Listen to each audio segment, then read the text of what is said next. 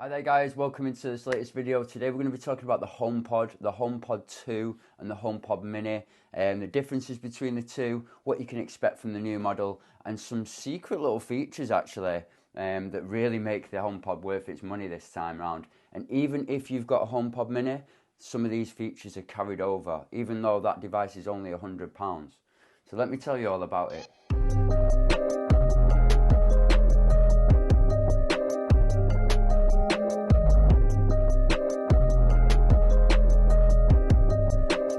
HomePod, it came out in 2018 in the February, so we're talking 5 years ago now.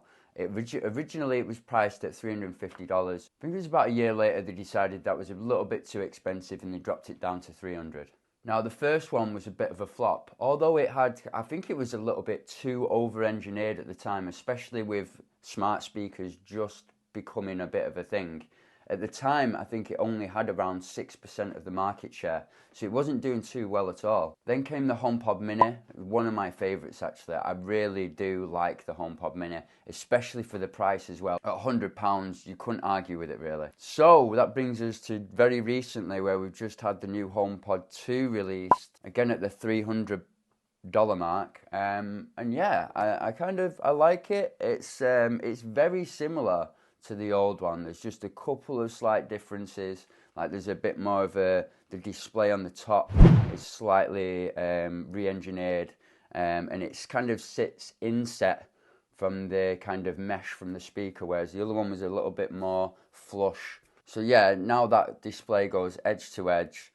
Like I say, it doesn't really do much for you, that. It just gives you a bit more of a visualization as you're talking to Siri. There's no extra features there. There's still just the plus and the minus for volume controls, and obviously it's a capacitive touch on the top. One thing that they've done which I think is really good now is you can actually remove the power cable, especially if you've got a setup like mine where you kind of sometimes routing a cable or routing a plug round a little bit of a table or something like that just can make it almost impossible. To have it removable at both ends, that can really help. Plus as well, if you snag the wire, you know, kind of it's got more of a chance to come out of the speaker and come out of the wall, as opposed to just dragging your speaker across the room.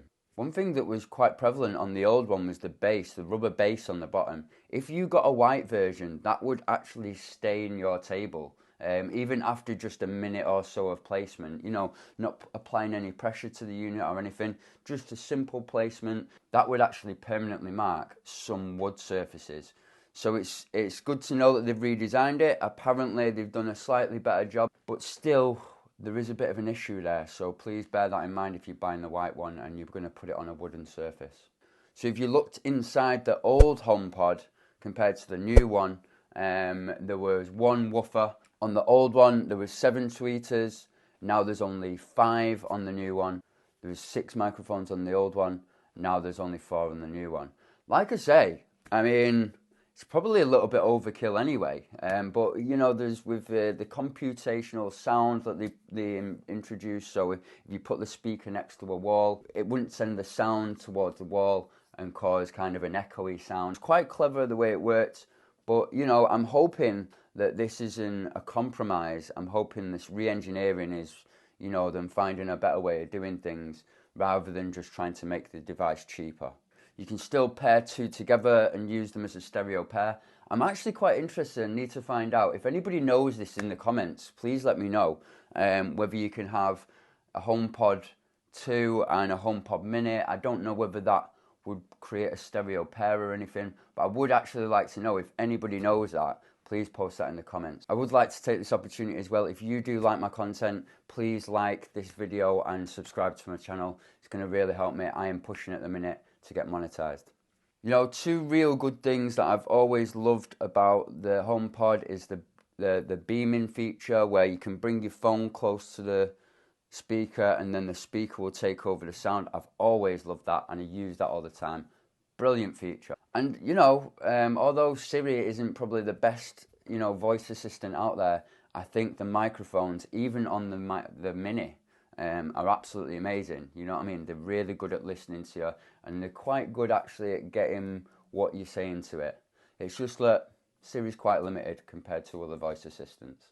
So there's two sensors that have been added to the HomePod 2, and they've also were included before with the HomePod Mini. You will need, if you've got an HomePod Mini already, you will need to upgrade to 16.3, I think it is, and that will be in your Home app then, and you will be able to see the humidity and the temperature for the room that your speakers in. Another great feature that they've added is sound recognition, which I think is brilliant, especially when you pair it with a device that is really good at listening out for things. That this includes babies crying, shouting, if there's like kind of a fire in your home and there's an alarm going off, it will recognize that. It can also even detect the sound of dropping water. So if it hears any of them things, it's then going to send you a notification to your phone and let you know, hey, there's a fire in your house. Hey, I've detected some noise in your house. Maybe a broken window, loud noises, banging. I mean, that's really a great feature just based on the idea that it was always going to be listening anyway. So to add these features in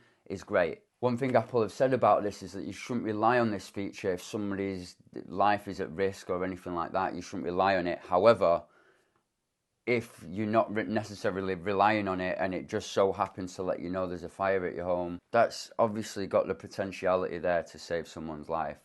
And on a £100 device that you might already have in your home, you can't argue with that, can you? So yeah, thank you for watching this video. If you've got any questions or anything like that, please feel free to throw it in the comment section.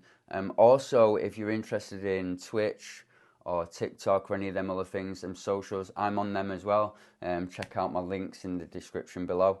And yeah, thank you very much. Also, please like and subscribe. You take care now, and I'll see you in the next one.